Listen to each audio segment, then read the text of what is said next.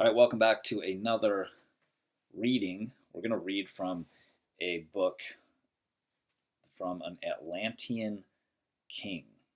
The book dates back 36,000 years. This is the oldest text that I found, like the oldest, most ancient writings that I have found.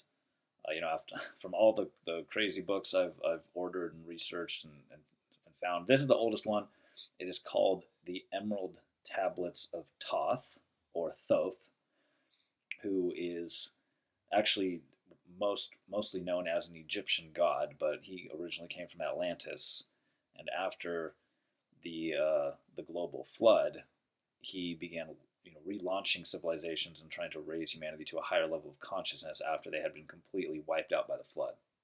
So this translation is from Dr. Doriel. And before I actually read the first tablet here, I'm going to read a little part from the introduction. It's called The Recovery of the Emerald Tablets. When Dr. Doriel completed his studies with the great ones of Tibet, he was given specific assignments. One of those was retrieving the lost emerald tablets of Thoth the Atlantean. The tablets had resided in an ancient temple of the sun god in the jungles of the Yucatan, which, if I'm not mistaken, that's down in South America or Central America. Doriel was Doriel was instructed to recover and return these tablets to the Great Pyramid in Egypt. He carried out this mission successfully in 1925 and was given permission to translate and retain a copy of the wisdom engraved on the tablets. He suffered many trials, hardships, and tribulations in retrieving these great tablets, but the wisdom they contain is a shining light unto the world. The Emerald Tablets of Thoth the Atlantean, the translation of which you, the reader, now hold within this volume, is without a doubt the most stupendous collection of ancient wisdom available to mankind. Not only is it the one and only actual manuscript of Atlantean origin, but within its pages reside one of the most complete compendiums of ancient wisdom from any age of time. The fact that their origin supersedes the recorded history of civilization as modern man knows it attests to its great value. Now, for all time, mankind has access to the greatest mystical truths ever preserved. Doriel, being the master of time and space, has accepted the role of teacher and guru to mankind, not only in his present age, but he has lived that role many, many times down through the past history of man. In the days of Atlantis, Doriel was known as Horlit, the Dweller, whose story is told in the Emerald Tablets. Horlit, the great teacher of Thoth, receives a prominent place in Thoth's epic autobiography story of spiritual achievement. Doriel, as Horlit on Atlantis, was the great spiritual teacher not only of Thoth, but to all the Atlanteans. Horlit was the one who taught Thoth the hidden mysteries and guided him into his full illumination. It seems almost impossible for many of us today to realize the spiritual magnitude, light, and purity of Dr. Doriel.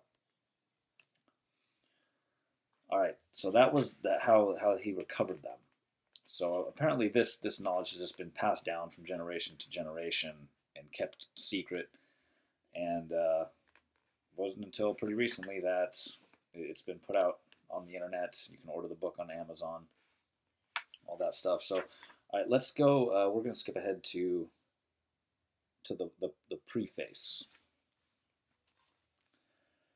The history of the tablets translated in the following pages is strange and beyond the belief of the modern scientists. Their antiquity is stupendous, dating back some 36,000 years BC. The writer is Thoth, an Atlantean priest king who founded a colony in ancient Egypt after the sinking of the mother country. Okay, he's talking about after the global flood, after every every single culture and country and continent on this planet has a flood story. That's what they're talking about after the flood. He was the builder of the Great Pyramid of Giza, erroneously attributed to Cheops.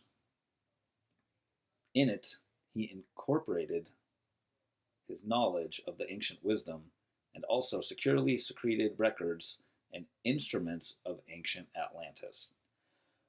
For some 16,000 years, he ruled over the race of Egypt from approximately 50,000 BC to 36,000 BC at the time of the ancient barbarous race among which he and his followers had settled had been raised to a high degree of civilization.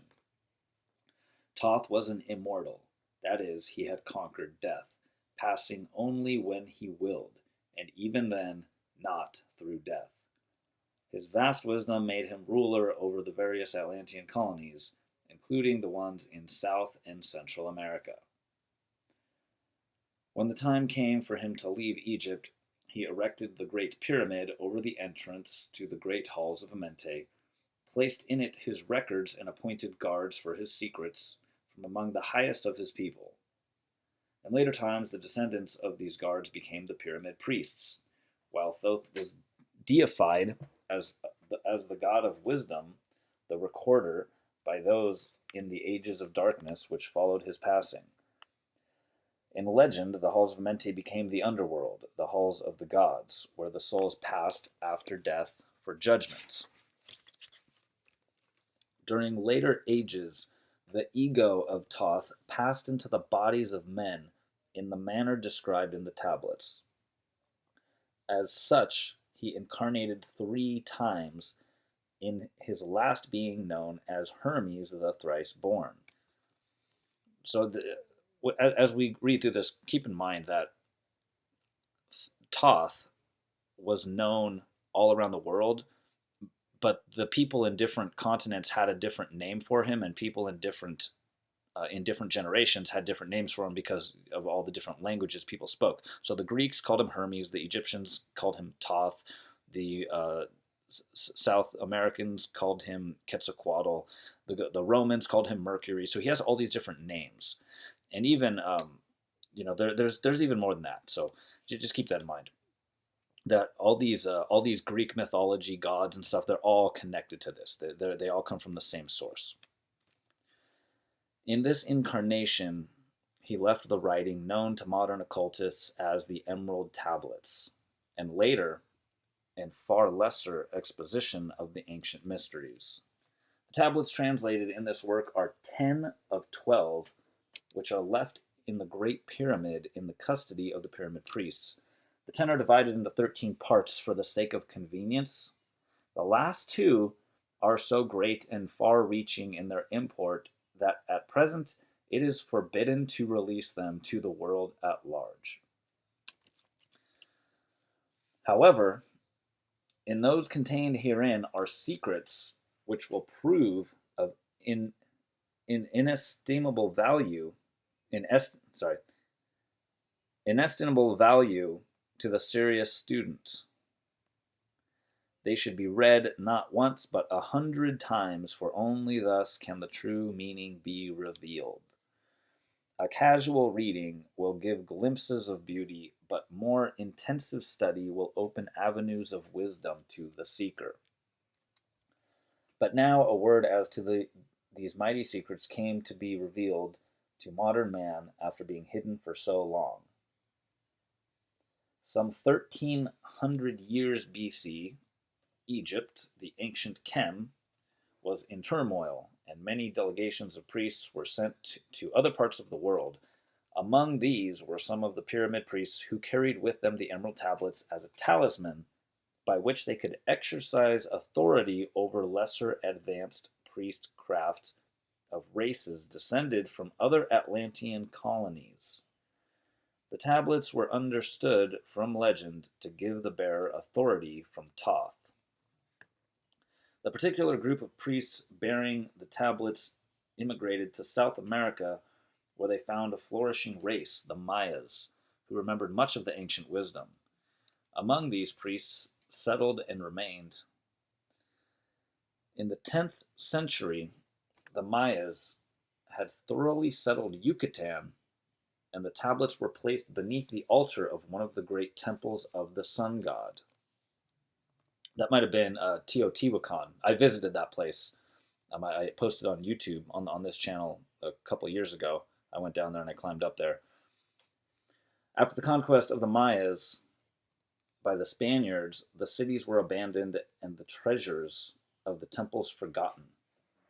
It should be understood that the Great Pyramid of Egypt has been, and still is, a temple of initiation into the mysteries. Jesus, Solomon, Apollonius, and others were initiated there.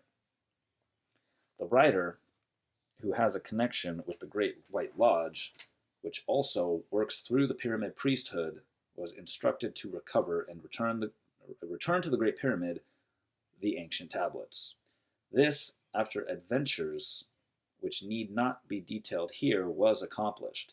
Before returning them, he was given permission to translate and retain a copy of the wisdom engraved on the tablets. This was done in the year 1925, and only now has permission been given for part to be published. See, they haven't even published the whole thing. There's still two more that they haven't released to the world yet.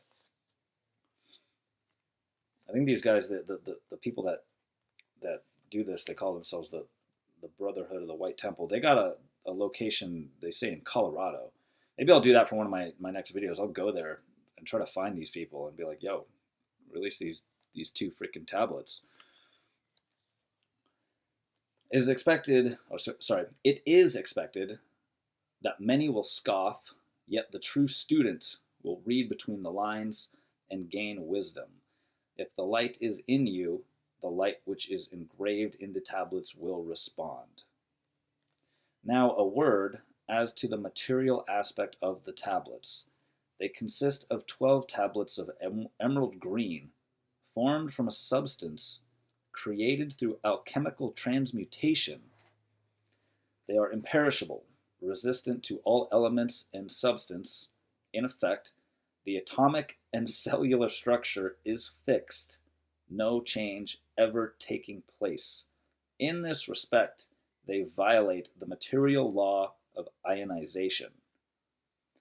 Upon them are engraved characters in the ancient Atlantean language, characters which respond to attuned thought waves, releasing the associated mental vibration in the mind of the reader. Remember, these ancients, the pyramid builders, they were really, really into energy and frequency and vibration. That's why I think they built the pyramids. They understood the frequencies and the energies of how to manipulate matter. How to manipulate matter down to the level of the atom. The tablets are fastened together with hoops of golden-colored alloy suspended from a rod of the same material. So much for the material appearance.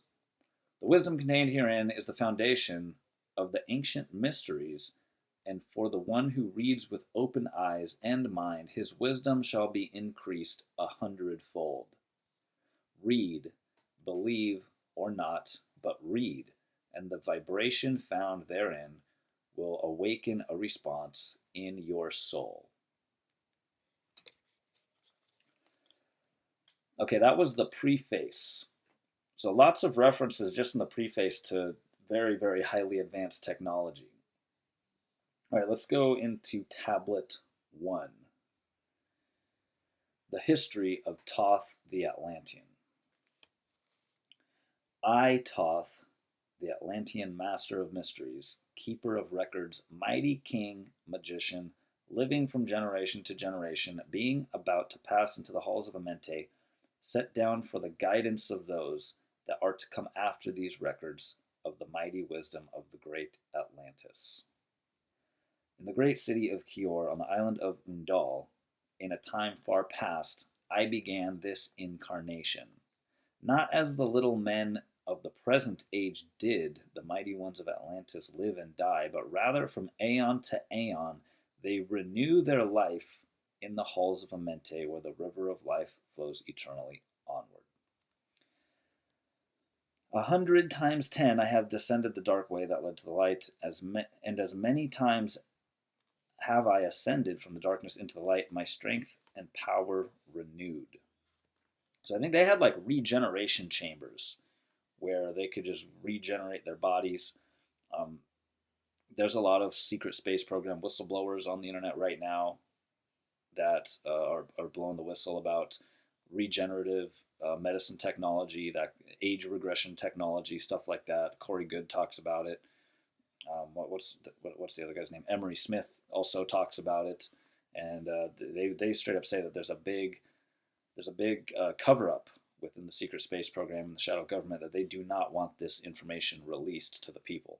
And it's funny because when you start reading all these ancient texts, ancient Egypt, Atlantis, ancient Sumerian, you see all these references to the exact same kind of technology that the secret space program whistleblowers are talking about in their YouTube videos as of today. See, now that the technology exists today, we can go back and read all these ancient texts, and it's like a reference point, and then we see exactly what they're talking about. Like people, if you were reading this stuff like back in the 1500s or 1600s, before we had all this crazy technology, it would just sound like some science fiction. It wouldn't really make sense. But now that we can, this stuff is literally describing technology that we have today. Now it makes a lot more sense when you read through this stuff. All right, let's continue. Now for a time I descend, and the men of Chem shall know me no more. But in a time yet unborn, I will rise again, mighty and potent, requiring an accounting of those left behind me. Then beware, O men of Chem, if ye have falsely betrayed my teaching, for I shall cast ye down from your high estate into the darkness of the caves from whence ye came. Betray not my secrets to the men of the north, or the men of the south, lest my curse fall upon ye. Remember and heed my words, for surely I will return again, and require of thee that which ye guard. I, even from beyond time, and from beyond death, I will return, rewarding or punishing, as ye have requited your trust. And now you can tell that this is like where the Christians and all these other religions, they're kind of like spin-offs. All these religions about, oh, Jesus is going to come back and going to punish you if you don't obey his 10 commandments. This is where like they get all this stuff from. All the religions and all this stuff on this planet, it all comes from this. This is where they all come from, and they kind of like made their own little spin-off versions of it, and then they use this knowledge to like control people and try to be all righteous and again, like when you have all this knowledge, you could really use it to control people, and you'll see when you keep studying this stuff. All right, let's continue. Great were the people in the ancient days, great beyond the conception of the little people now around me, knowing wisdom of old, seeking far within the hearts of infinity, knowledge that belonged to the earth's youth.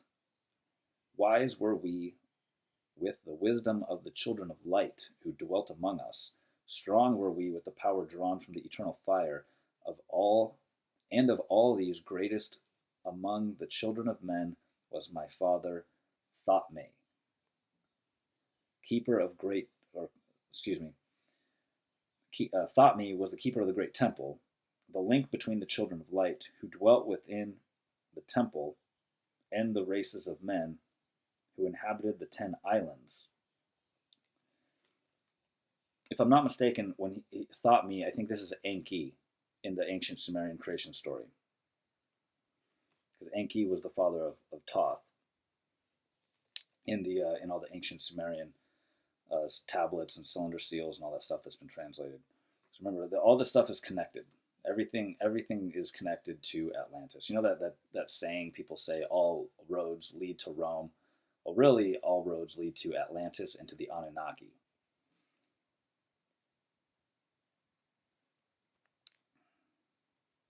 Grew I there from a child into manhood, being taught by my father the elder mysteries, until in time they grew within the fire of wisdom, until it burst into a consuming flame, not desired I but the attainment of wisdom, until on a great day the command came from the dweller of the temple that I be brought before him.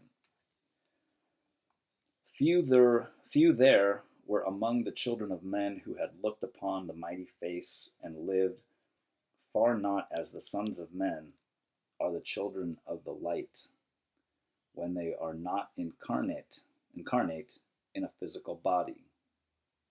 Chosen was I from the sons of men who taught, chosen was I, the sons of men, taught by the dweller, so that his purposes might be fulfilled, purposes yet unborn in the womb of time. Long ages I dwelt in the temple, learning ever and yet ever more wisdom, until I too approached the light emitted from the great fire. Taught me he the path to Amente, the underworld where the great king sits upon his throne of might. Deep I bowed in homage before the lords of life and the lords of death, receiving as my gift the key of life. Free was I of the halls of Amente, bound not by death to the circle of life. Far to the stars I journeyed, until space and time became as naught. Then, having drunk deep of the cup of wisdom, I looked into the hearts of men, and found I yet greater mysteries, and was glad, for only in the search for truth could my soul be stilled and the flame within be quenched. The thing we're talking about here is they taught him how to astral project his consciousness and remote view and travel all throughout the universe, not in a physical body, but in his astral body. Down through the ages I lived, seeing those around me taste the cup of death and return again in the light of life. Gradually, from the kingdoms of Atlantis past the waves of consciousness that had been one with me, only to be replaced by that of a lower star. In obedience to the law, the word of the master grew into flower, downward into darkness, tuned the thoughts of the Atlanteans, until at last in his wrath arose from his aguante. Here, in parentheses, it says, here is a word for which we have no English equivalent. It means a state of detachment. So let's read that again. Downward into the darkness turned the thoughts of the Atlanteans, until at last in his wrath arose from his aguante the dweller, speaking the word, calling the power deep in earth's heart. The sons of Amente heard, and hearing directed the changing of the flower of the fire that burns eternally, changing and shifting, using the logos until that fire changed its direction. So they're talking about crazy stuff in here about, how consciousness is like some kind of wave or frequency that's flowing through the universe, and there's different levels of consciousness and stuff like that. Over the world then broke the great waters, drowning and sinking, changing the earth's balance only until the temple of light was left standing on the great mountain of Undal, still rising out of the water. Some there were who were living, saved from the rush of the fountains. Let me read that again, because that's actually, this is actually talking about the Great Flood. And when it says changing the Earth's balance, he's talking about a pole shift, the poles of the Earth. How we have the North Pole and the South Pole. He's saying right here that those poles flipped, the whole Earth did a 180. It flipped its balance, and that's what caused the global flood. Called to me then the master, saying, gather ye together my people, take them by the arts ye have learned of, far across the waters, until reach the land of the hairy barbarians, dwelling in caves of the desert. Follow there the plan that ye know of. Gathered I then my people, and entered the great ship of the master. Upward we rose into the morning. Dark beneath us lay the temple. So right there, he's talking about getting into a spaceship and rising upward. So these guys had, again, they had the anti-gravity spaceships that use the Mercury vortex engines and the 0-point energy that there's all these videos and whistleblowers talking about now. They had this technology back then. All right, let's continue. So gathered I then my people, and entered the great ship of the master. Upward we rose into the morning. Dark beneath us lay the temple. Suddenly over it rose the waters, vanished from earth, until the time appointed was the great temple. Fast we fled towards the sun of the morning. until beneath us lay the land of the children of Chem. Raging, they came with cudgels and spears lifted in anger, seeking to slay and utterly destroy the sons of Atlantis. Then I raised my staff and directed a ray of vibration, striking them still in their tracks, as fragments of stone of the mountain. Striking them still in their tracks as fragments of stone. That sounds like paralysis technology. And again, I talked about this in my video about the Mormon gods and the alien abductions and the extraterrestrials, the highly advanced beings that abduct people, and how the people they abduct always experience paralysis. Well, again, there's another reference to that technology where they just hit you with a ray of vibration and boom, you're paralyzed. Remember, everything is vibration and frequency in this universe. So when you're a master of sound waves and frequencies and vibrations, you can do really, really crazy stuff with the technology that seems science fiction today. Then I spoke, I to them, in words calm and peaceful, telling them of the might of Atlantis, saying, we were children of the sun and its messengers. Cowed I them by my display of magic science. Okay, when he says magic science, he's just talking about advanced technology. Until at my feet they groveled when I released them. Long dwelt we in the land of Chem, long and yet long again, until obeying the commandments of the Master, who while sleeping yet lives eternally, I sent from me, the sons of Atlantis, sent them in many directions, that from the womb of time wisdom might rise again in her children. So what he's talking about here is like after the pole shift and the global flood, he sent out his crew all over the world to help rise people back up to a high level of consciousness. That's where all the pyramids got built and all these megalithic structures. Is that was Thoth's crew going around trying to rebuild society and relaunch the civilizations and help rise people back up after the flood. And because we know that it's all from his architecture, because we see the same exact architecture all across the world, and all the pyramids, the megalithic structures, all of them use this same exact architecture. That's all the architecture of Thoth and his crew. Long time then dwelt I in the land of Chem, doing great works by the wisdom within me. Upward grew into the light of knowledge the children of Chem, watered by the rains of wisdom. Blasted I then a path to Amente, so that I might retain my power, living from age to age, a son of Atlantis, keeping the wisdom, preserving the records. Great grew the sons of Chem, conquering the people around them, growing slowly upwards in soul force.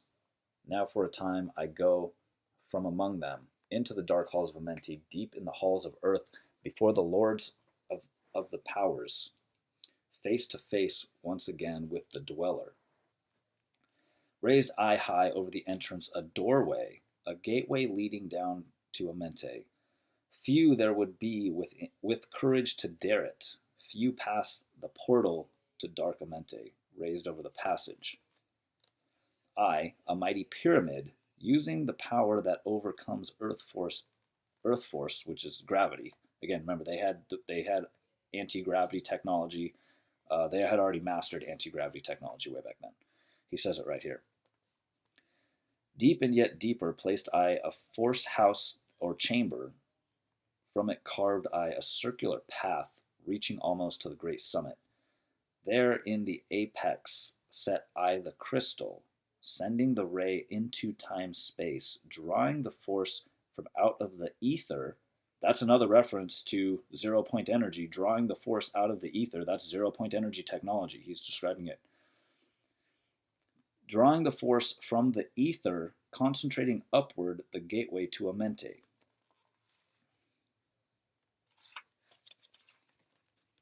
Other chambers I built and left vacant to all seeming, yet hidden within them are the keys to Amente. He who in courage would dare the dark realms, let him be purified first by long fasting. Lie in the sarcophagus of stone in my chamber. He's talking about the king's chamber. Then reveal I to him the great mysteries. So I think what these people were doing is they were going to this pyramid, and they would fast, they would meditate, and they would meditate their body so that they were able to astral project and go multidimensional. I think this pyramid kind of helped them do that in some way. It was kind of like a portal for consciousness. Soon shall he follow to where I shall meet him. Even in the darkness of earth shall I meet him. I, Thoth, Lord of wisdom, meet him and hold him and dwell with him always. Builded I the great pyramid, patterned after the pyramid of earth force, burning eternally, so that it too might remain through the ages. You know, when he says patterned after the pyramid of earth forces, you see all these numbers and geometries and things encoded into the pyramid. You know, it's like the speed of light is encoded into the pyramid, the circumference of the earth is encoded into the pyramid. There's all these kind of numbers and mathematics that are encoded into it that describe the earth and the universe and all this crazy stuff. In it I builded my knowledge of magic science, again, advanced technology, so that it might be here when I again return from Amente.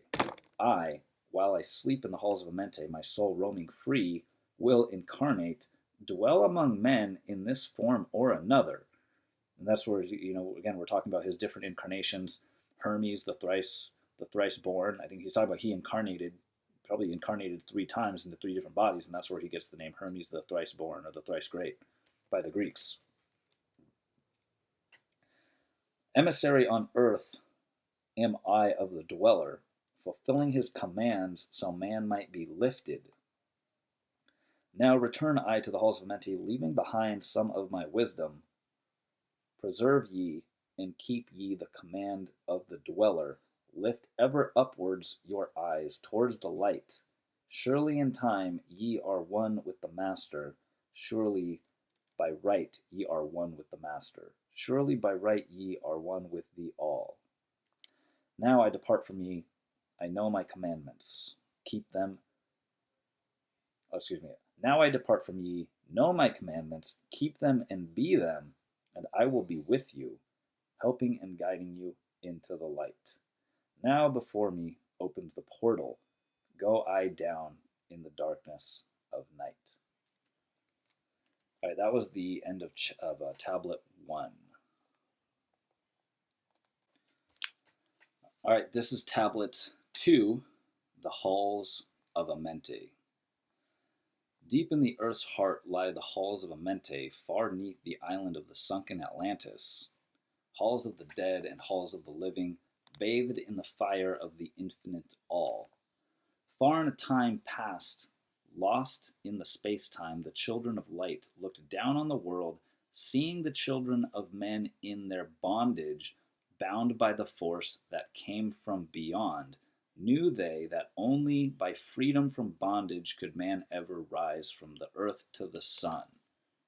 Okay, the bondage that he's talking about right here is the incarnation cycles that people get stuck in. Okay, people are dying at 100 years, and then they're reincarnating, being born into the body of a baby with no memory, and then this force from beyond that he's talking about, when it says bound by the force that came from beyond, this is the off-planet influence that came here and set up the governments and set up the religion. That's why as soon as people are born, even when they're babies, they're brought to the church, they're indoctrinated with religion, they're gone, they go to public school, which is the government indoctrination camps, which government is the largest religion on the planet. In the United States, we call it, or I call it, the religion of statism, and many other people call it that as well, because of the rituals that they practice. They indoctrinate everyone immediately when they have their memory wiped clean from this incarnation cycle that they get stuck in. That's what he's talking about right here. That's the bondage. The masters of everything said after their forming, we are they who were formed from the space dust, partaking of life from the infinite all, living in the world as children of men, like and yet unlike the children of men. Then for a dwelling place far near the earth's crust, blasted great spaces, they by their power, spaces apart from the children of men, surrounded them by forces and power, shielded from harm, they the halls of the dead. Side by side then placed they other spaces, filled them with life, and with light from above, builded they the halls of Amente, that they might dwell eternally, there, living with life to eternity's end. 30 and 2 were the children, or 30 and 2 there of the children, sons of light, who had come among men, seeking to free from the bondage of darkness those who were bounded by the force from beyond. Deep in the halls of life grew a flower, flaming, expanding, driving backward the night. Okay, I think when he says deep in the halls of life grew a flower, he's talking about the flower of life, that geometric pattern, which allows consciousness to collapse waves into particles. When you get into quantum physics and you start studying quantum physics about how the waves collapse into particles just by observing them, all this whole universe, this whole simulated reality, this holographic vibrational light matrix that we experience through the 5 sensory organs of the avatar bodies is possible by this geometric design, the flower of life, which is allowing the waves to be collapsed into particles, and then this is the so-called reality. So there's the stuff he's talking about in here. Like when he says this stuff, it goes really deep when you actually have a reference from quantum physics and science and technology and all this stuff that we have now. Now we can, because before, if you didn't understand, like if you've never studied quantum physics, if you don't know anything about sacred geometry, you would read this and just be like, what the fuck, a flower? Like what? It doesn't really make sense. It's metaphorical. It's metaphorical for very, very highly advanced knowledge. Placed in the center, a ray of great potence, life-giving, light-giving, filling with power all who came near it. Placed they around it thrones, 32, places for each of the children of light, placed so that they were bathed in the radiance, filled with the light from the eternal, filled with the life from the eternal light.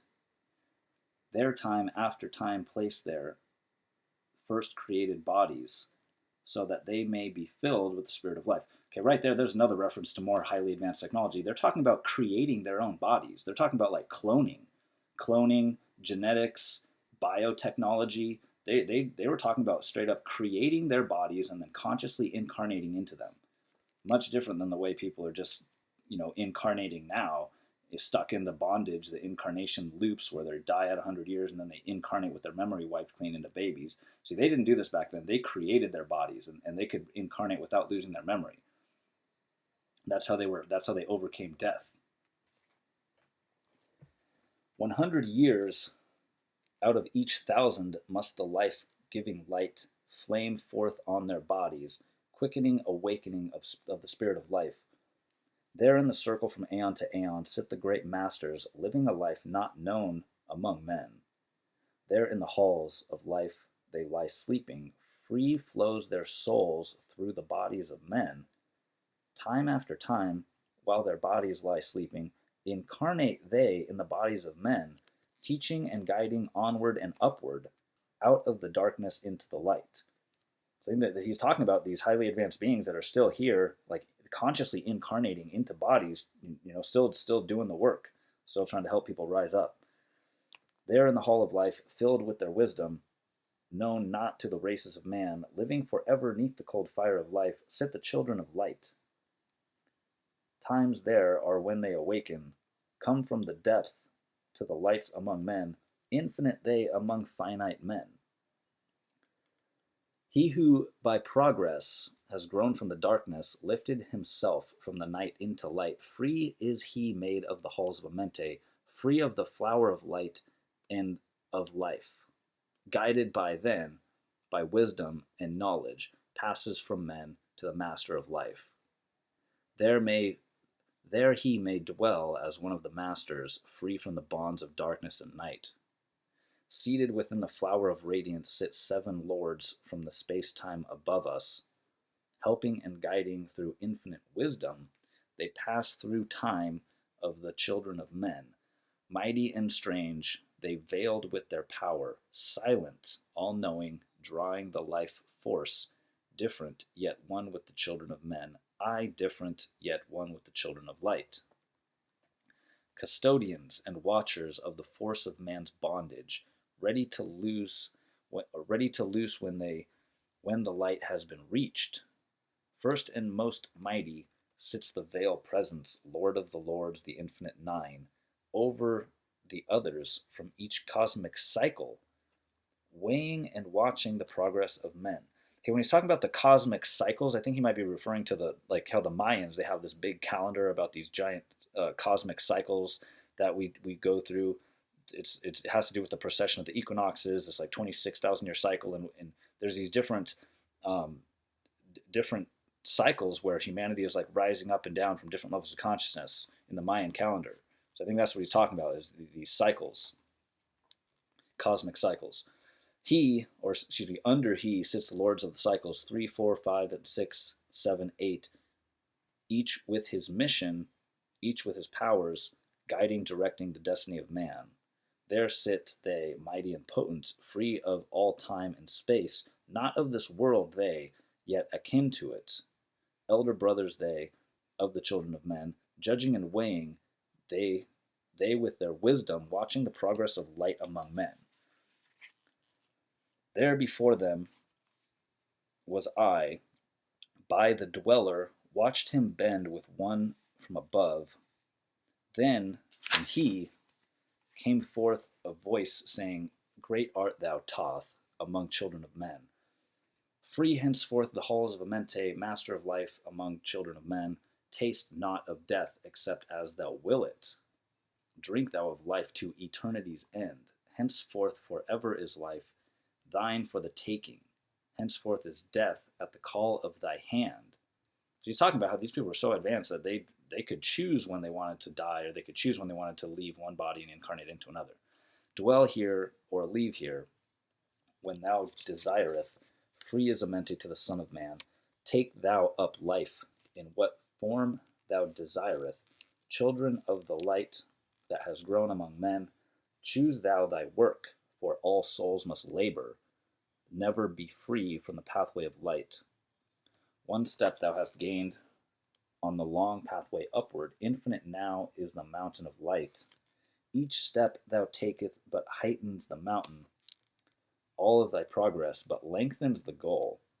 Approach ye ever the infinite wisdom, ever before thee receives the goal. Free I, made now of the halls of Amente, to walk hand in hand with the lords of the world, one in purpose, working together, bringers of light of the children of men. Then from his throne came the masters, taking my hand and leading me onward through the halls of Amente, showing me the mysteries that are not known to man. Through the dark passage downward he led me into the halls where sits the dark death. Vast as space lay, the great hall before me, walked by darkness, but yet filled with the light. Before me arose a great throne of darkness, veiled on the seat, a figure of night. Darker and darker sat the great figure, dark with darkness not of the night. Before it then paused the master, speaking the word that brings about life, saying, O master of darkness, guide of the way from life unto life, before thee I bring a son of the morning. Touch him not ever with the power of night. Call not his flame to the darkness of night. Know him and see him, one of our brothers, lifted from darkness into the light. Release thou the flame from its bondage. Free let the flame through the darkness of night. Raise then the hand of the figure. Forth came a flame that grew clear and bright, rolled back swiftly the curtains of darkness, unveiled the hall from the darkness of night. Then grew the great space before me, flame after flame, from the veil of the night. Uncounted millions leaped they before me, some flaming forth as flowers of fire. Others there were that shed a dim radiance, glowing but faintly from out of the night. Some there were that faded swiftly, others that grew from small spark of light, each surrounded by its dim veil of darkness, yet flaming with light that could never be quenched. Coming and going like fireflies in springtime, they filled the space with light and life. Then spoke a voice mighty and solemn, saying, "These are lights that are souls among men, growing and fading, existing forever, changing yet living through death into life. When they have bloomed into flower, reached the zenith of growth in their life swiftly, then send a veil of darkness, shrouding and changing to the new forms of life, steadily upwards throughout the ages, growing, expanding into yet greater flame, lighting the darkness with yet greater power, quenched yet unquenchable by the veil of night. So grows the soul of man ever upward, quenched yet unquenchable by the darkness of night. I, death, come, and yet I remain not, for life eternal exists in all, only an obstacle, I in the pathway, quick to be conquered by the infinite light. Awaken, O flame that burns ever inward, flame forth and conquer the veils of night." Okay, what he's talking about here is that every single soul, every single person on this planet has the ability to overcome death and break this bondage where they're reincarnating over and over again without their memory wiped clean. Like, he's straight up saying this right here. See, this is like the secrets. This is what the churches and the religions and the government don't want you to know, because once everyone starts remembering past lives and starts consciously incarnating, the whole control system, the central banks, the governments, all that, the Vatican, how they occult all their knowledge and in their giant underground vaults, all that stuff, their whole power structure is going to fall when we start doing this. Then in the middle of the flames and the darkness grew there one that drove forth the night, flaming, expanding ever brighter, until the last was nothing but light. Then spoke my guide, the voice of the Master, "See your own soul as it grows into light. Free now forever from the Lord of the Night." Forward he led me through many great spaces filled with the mysteries of the children of light, mysteries that man may never yet know of until he too is a son of the light. Backward then he led me into the light of the hall of the light. Knelt I then before the great masters, lords of all, from the cycles above. Spoke he then with words of great power, saying, "Thou hast been made free of the halls of Amente. Choose thou thy work among the children of men." Then I spoke, "O great Master, let me be a teacher of men, leading them onward and upward, until they too are lights among men, freed from the veil of the night that surrounds them, flaming with light that shall shine among men." Spoke to me then the voice, "Go as ye will, so be it decreed. Master are ye of your destiny, free to take or reject at will. Take ye the power, take ye the wisdom, shine as a light among the children of men." Upward then led me the dweller, dwelt I again among children of men, teaching and showing some of my wisdom, son of the light, a fire among men. Now again I tread the path downward, seeking the light in the darkness of night. Hold ye and keep ye, preserve my record, guide shall it be to the children of men. That is the end of the second tablet.